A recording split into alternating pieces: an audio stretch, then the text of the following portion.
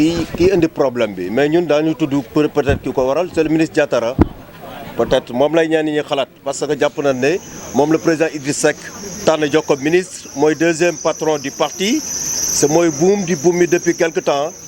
est-ce que dogal réunion bi mu jël fan yi ba taxawal benn bureau provisoire loolu moo leen gêné ak lan ngeen jot a tënk tey jii ci ndaje bi. waaw lu ñu jot a tënk maa ngi lay remercier encore une fois de plus wax naa ko sànq ci français ci tubaab ñun les débats de personne ne nous intéressent pas. Vous pouvez poser 1000 questions, je ne citerai pas le nom d'une personne si ce n'est le président Idrissa. Waaw, je me suis permis. Là, c'est une liberté. Olof nag nee na nit doo ko ëpp sañ-sañ ci boppam. Nit nag kenn du ma ëpp sañ-sañ ci sama bopp. Alassane Ndiaye n'est pas mon ami. Et je ne cherche pas à être son ami. Donc ñu wootee ndaje bi mooy des responsables départementaux du parti, de toutes les communes. En tout cas de l'essentiel des communes, des 15 communes du département, dont les 3 de la ville. seetlu ni effectivement wax nga ko sànq ci tubaab ni dafa am benn léthargie boo xam ne depuis mën nañu wax sax sunu ba président Idrissa jëlee yenn décision yi ànd ak président Macky Sall on a constaté que ñëpp a ngi toog di xaar nekk dans waaw tekkaaral bi nekk ci toog di xaar waaye élection yi moom xaarul kenn. élection yi xaarul kenn moo tax nag ñu ne nañu xool nan lañ joxale parti bi ci doxalin boo xam ne nu mu gëne ndaxte doxalinu parti bi tey daanaka parti bi doxul ndaxte nuñ koy doxale mooy danoo bëgg mu nekk ay affaire de copain neex nga ma neexoo ma te loolu boolewuñ politique du diine association la te association nag dafa am lu tubaab naan la liberté de syndiquer entre guillemets la liberté d'association loolu moo ñu boole lu ñu fi boole nekkul pour nekk ay xarit boolewuñ lu ñu boole mooy dafa am ku ñu boole muy le président Idriss Seck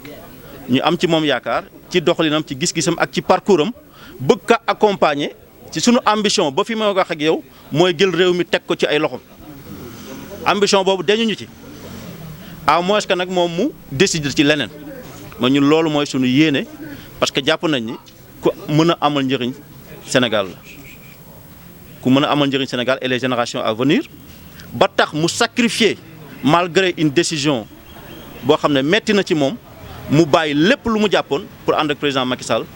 pour intérêt askan wi ak intérêt Sénégal. ñëpp dañuy wax titre foncier réew mi Thiès la Aliou Tounkara boo ñëwee ne parti bi doxul Thiès élection yi ngeen dem réew mi. day jaar foofu daan jaar lan ngeen ragal lu fi soppeeku ci diggante bi. non lu fi soppeeku mooy dafa am léthargie wax nga ko sànq doxul mais dafa war a dox donc lu fi soppeeku mooy probablement li nga wax mooy entrisme bi nga xam ne ci diggante bi lu fi xew mooy entrisme bu président Idriss Seck def par rapport au président Macky Sall par rapport à l'État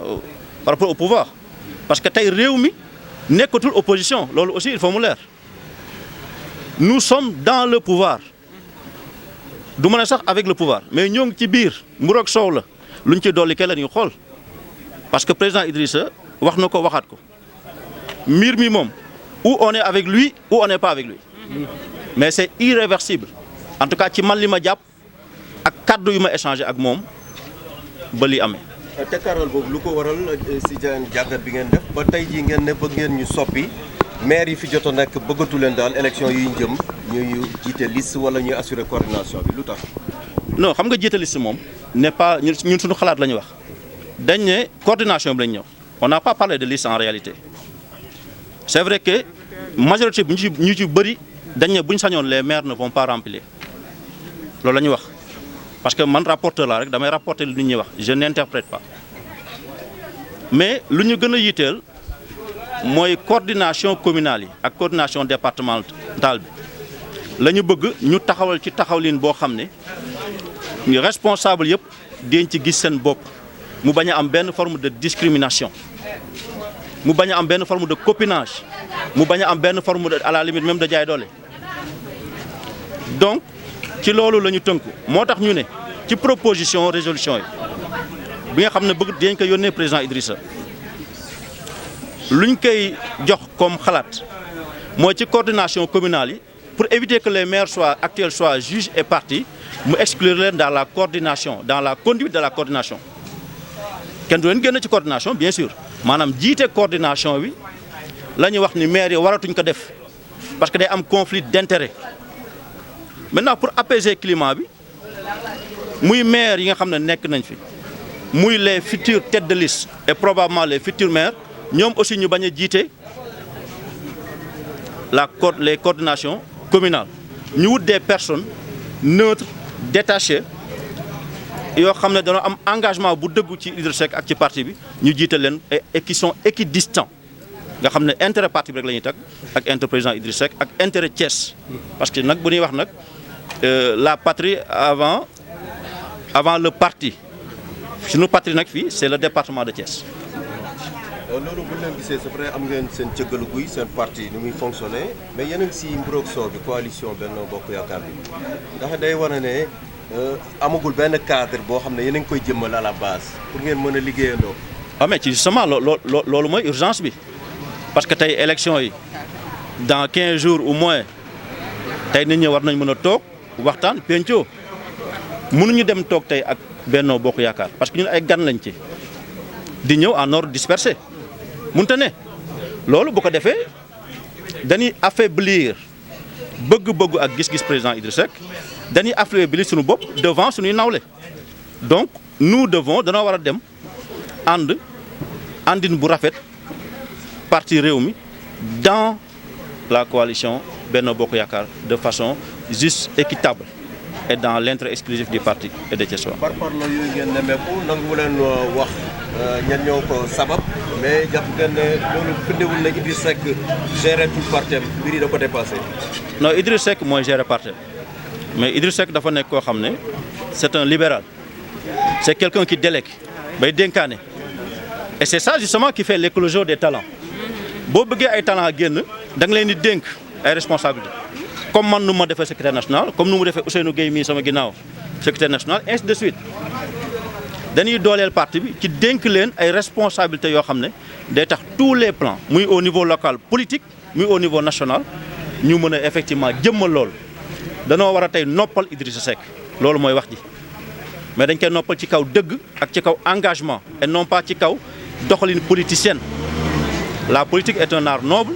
mais la noblesse dépend des hommes et des femmes qui la conduisent qui la mettent en œuvre. ba ngeen jigéen ñi ak xale yi ñu gis seen bopp ci liste yi ngeen ne. mais c'est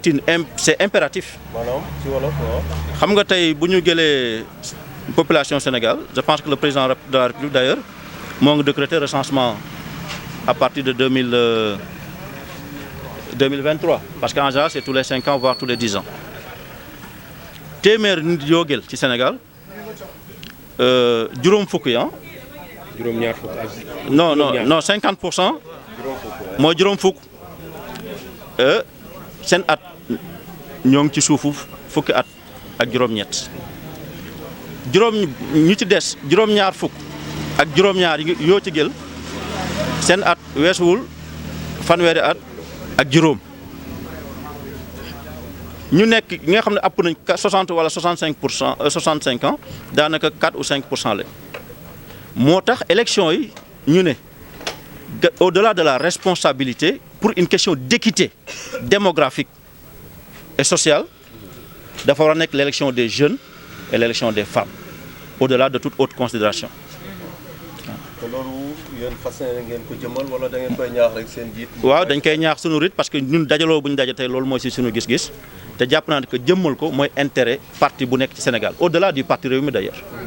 ñi fi nekkoon ba tey bëggu leen déggaat ci coordination bi ndax seen bilan ngeen jàpp ne dañu faillir à leur bilan wala yan faute politique la ñu def ba ngeen ne doyal ngeen. waaw xam nga bu ñuy wax on parle sur le plan politique mais pas de bilan c'est au Thiessois bi nga xam ne moom moo dëkk tey commune bu mu dëkk moom mooy apprécier le bilan parce que ñun ñu fi nekk ku nekk benn carte électeur nga yor donc suñu avis sur le bilan importe peu. C'est l'avis des 350 000 habitants de la commune de la ville de Thiès qui loolu moo am yitteel askan wi te dañuy fexe nag ba avis boobu bon béy wéy na bouche li am na ba pare mais dañuy xool luñ ci mën a sauver ci lu baax wala luñ ci mën a capitaliser ñu def ko ba nga xam ni parti Rewmi dina am beneen souffle dans la coalition Benno Bokk Yaakaar ici à Thiès. Ali Tounkara tête de liste Thiès est-ce que pare nga. non proposé. xam nga su ma la nee pare wu ma ci dara c'est manquer d'ambition pare naa ci lépp. bu ma président Idrissa Seck ne woon yow yaa ma dal ci président de la République sax pare naa ci. macha allah merci beaucoup. au nord tudd nga fi Alassane Ndiaye alors que nit ñi ñamoon nañ ko 2009 2014 ñu bare ne bilan am c'était négatif pour ne pas dire nul yéen yaakaar tey mën na ñëwaat. non man xam nga dëkkuma Thiès Nord sama lu ma ci jublu woon du pour wax Alassane Ndiaye moo war a ñëw Thiès Nord wala du ñëw Thiès Nord loolu du sama cër